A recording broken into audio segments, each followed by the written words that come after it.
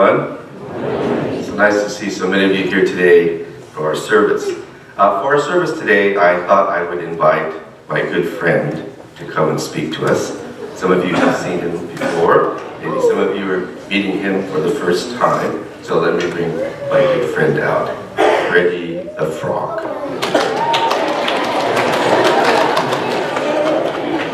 I never get applause. Freddie the Frog is...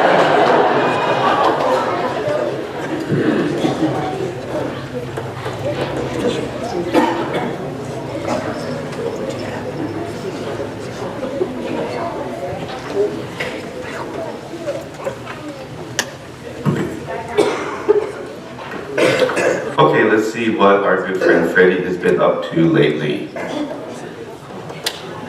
everybody. Hi Freddie, how are you today?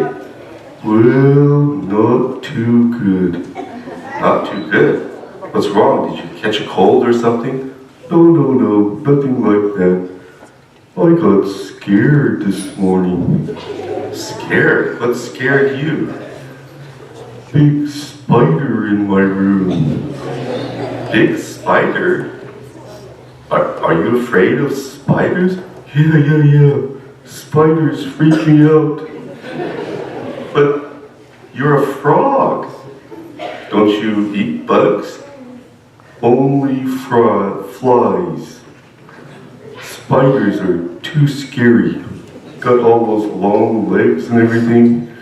Also, you only eat flies. Yeah.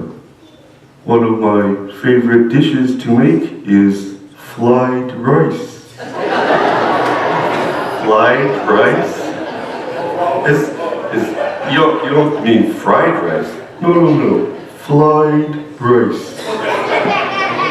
Rice topped with flies. Ooh. So, are you afraid of other things too besides spiders? Yeah. I don't like bumblebees either.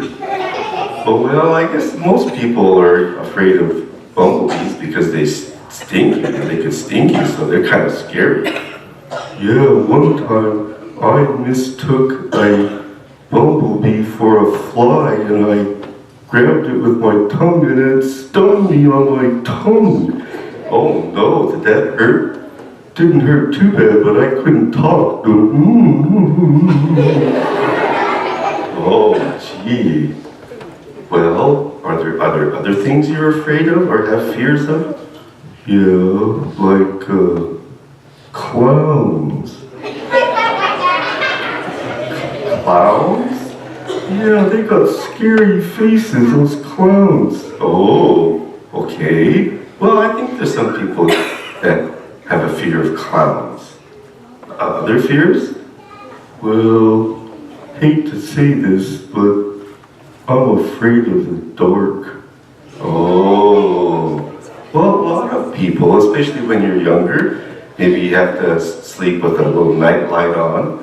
And a lot of people are afraid of the dark, especially at a dark street at night. Everybody is a little bit fearful. So that's kind of natural. And maybe that'll change over time.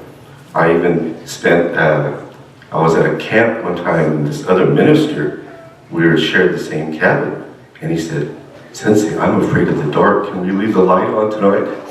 So even as an adult, you could have some fear of the dark. Do you have other fears? Well, let's see, sometimes your driving scares me. I'm a pretty good driver. I think I'm a pretty good driver. I go a little bit beyond the speed limit sometimes, but when you're late for a service, you go really fast. yeah, well, I don't want to be too late, so... Well, we all have some kind of fears in life.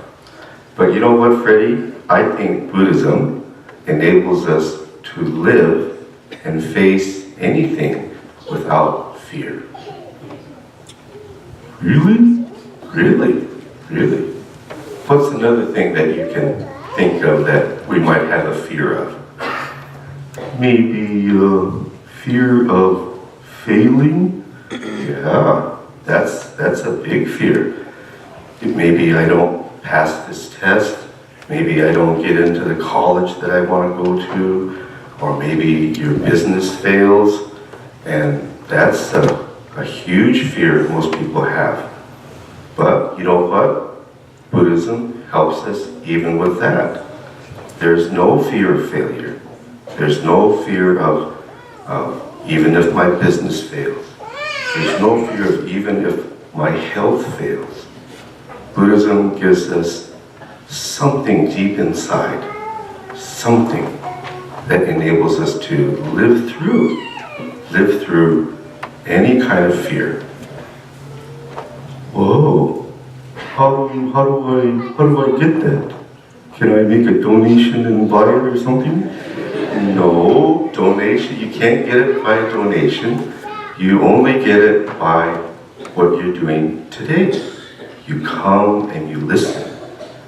You listen to the Dharma, you listen to the Dharma, and you listen to the Dharma some more. And then you begin to receive something. You receive the teachings in your heart and mind. It becomes a part of you. Now you have the sort of insight. You have a sense of courage. You have a sense of sort of inner strength with which to live through anything and to face anything, even without fear. Oh, how long does it take? Well, it might take some time. It might take many years. But the more we listen, the more we receive that little something in our hearts and minds that enables us to live through any difficulty of life. Well, that'd be nice to have. Yes, it's very nice to have. All the Buddhists of all time have lived with that little something in their heart and mind that enabled them to live through tremendous difficulties, almost unbelievable difficulties, and even find meaning in their failure, meaning in the difficulties of life. Whoa, if you look at it that way, then I guess there's nothing to be afraid of. That's right, Freddie. There's really nothing to be afraid of. Not even clowns and spiders. That's right, not even clowns and spiders.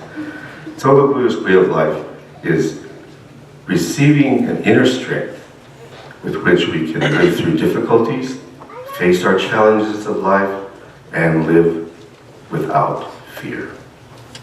Whoa, this talk has kind of made me hungry. I think I want to go home and make some fried rice. Okay, Freddie. Well, thanks for talking to us today. Okay, bye.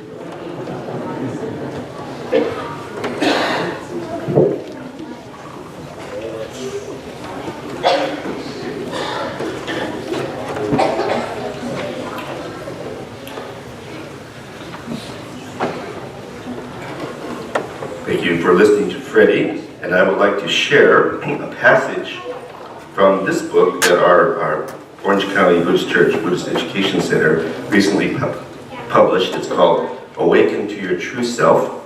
It's a translation of some Dharma talks by a layperson. His name was Hideo Yonezawa, that I translated over the course of many years in a little study class.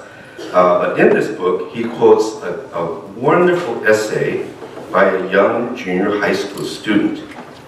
And this essay is titled Becoming a Man. And let me give you a little bit of background on this essay. In Japan, the pressure, the academic pressure, is just tremendous. It's getting difficult over here too. I mean, young people go to these special courses to do well on their SAT tests and things like that. When I was younger, we never did anything like that. We didn't prepare for the SAT test, we just went and took it. Nowadays, young people, tremendous pressure to get into a good college. But in Japan, this pressure starts from junior high school. Because if you get into a good junior high school, then you'll get into a good high school that's connected to the junior high school. Then you can get into a good college that's connected to the high school that's connected to the junior high school.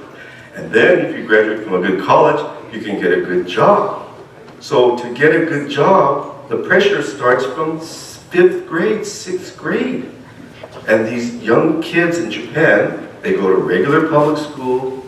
After school, they go home, have a little bite to eat, and they go to these what's called cram schools. They're called juku in Japanese. And they'll study at these cram schools from evening till sometimes 10, 11, midnight even. Oh, they spend more time in the cram school than in the public school. So just imagine that kind of tremendous academic pressure. So this is about a young junior high school student who failed his entrance exam. And it's quoted in this book. So I have it on the screen too, so you can read it as I read this essay. So, Becoming a Man. In March of this year, upon the urging of my homeroom teacher, another classmate and I took the entrance exam of a certain high school. This school is private and one of the most famous schools in Japan, with only the most outstanding students. Our homeroom teacher urged us to try because he felt certain that both of us would pass.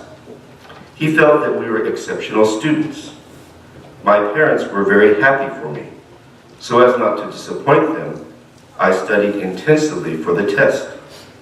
However, upon taking the test, my friend passed, but I failed. To me, it felt like falling from the highest mountain peak to the depths of hell. In our practice tests, I had always scored the highest in the school, and my friend had scored lower. But despite that, I failed and he passed. I felt miserable and didn't want to see anyone. My parents tried to cheer me up by bringing me my favorite foods and by consoling me with words, but it only made me feel worse. As I lay on my bed, burning with anger and wanting to smash and destroy anything, my mother entered my room. "Your friend has come to see you," she said. "Mom, I don't want to see anyone now. There is one person in this world that I most want to avoid. There is one person that I can't stand to see. Don't you know who that is? Tell him to go home," I exclaimed. "But he's gone out of his way to come to see you." "I can't say that to him. The two of you are friends. Is your bond of friendship that weak? Just on this alone, you let yourselves become enemies? I can't tell him to leave. If you feel that way about it, just ignore him, and maybe he'll leave," my mother scolded as she left the room. Although I had never been defeated in other tests, now he was going to come and gloat over me in my misery. Can there be anything as humiliating as this? I felt as if I were going crazy. I began to hear his footsteps coming up the stairs.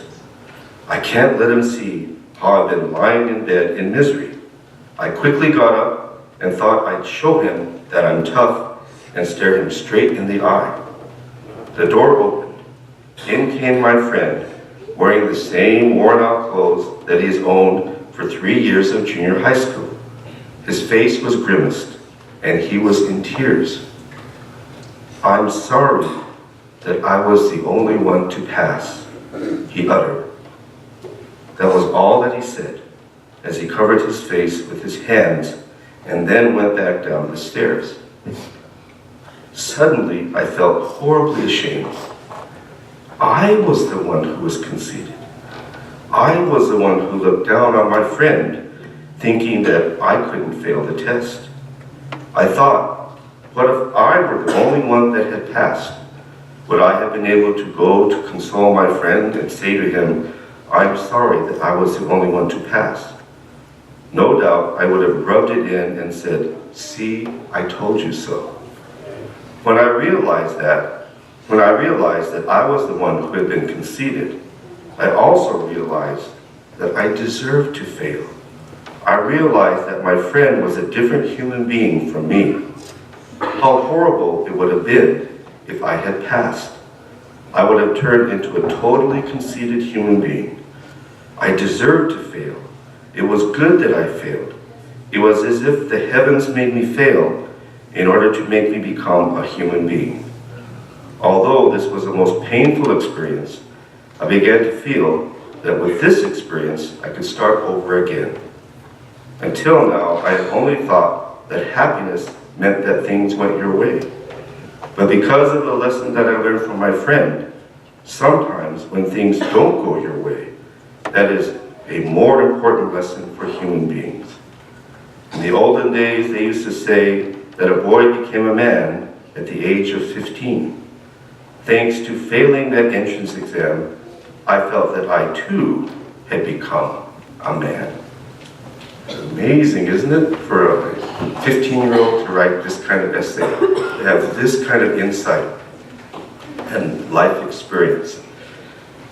So sometimes failing is not a terrible tragedy. Sometimes failing is the most important learning experience in life. I think all of you know Michael Jordan. I think it's a true story. He was cut from his junior high school basketball team. He was cut, but he was so determined, and he practiced and practiced, and then look what he became, NBA superstar. So I also use this essay as a way of illustrating what we mean by Buddhist awakening, Buddhist realization. So this young boy realized his conceitedness. At the same time, he became humble. And that occurs at the same time. It occurs at the same time. Becoming humble, realizing our conceitedness. So in Buddhism, awakening to the ego self, the self-centered ego self that only wants life to go my way, awakening to the ego self, and awakening to the truth of the Dharma, the light of the Buddha, the true self, that occurs at the same time. The same time. I always give this example, but you can't train yourself to become humble, right? Becoming humble is a realization. You can't say, I'm going to work at it every day, and every day I'm going to train myself, and I'm going to become the most humble person in the whole Betsui. And you think, yeah, I'm getting there. I'm almost there. And then, yeah, I think I've achieved. I think now I am the most humble person in all of the Betsui. You're not the most humble person. You're the most arrogant and conceited person. You can't train yourself to become humble. And that's where Shinran Shoni, his great insight into Buddhism was, Buddhists all along were trying to train themselves to become selfless. They're using their ego self to try to become egoless.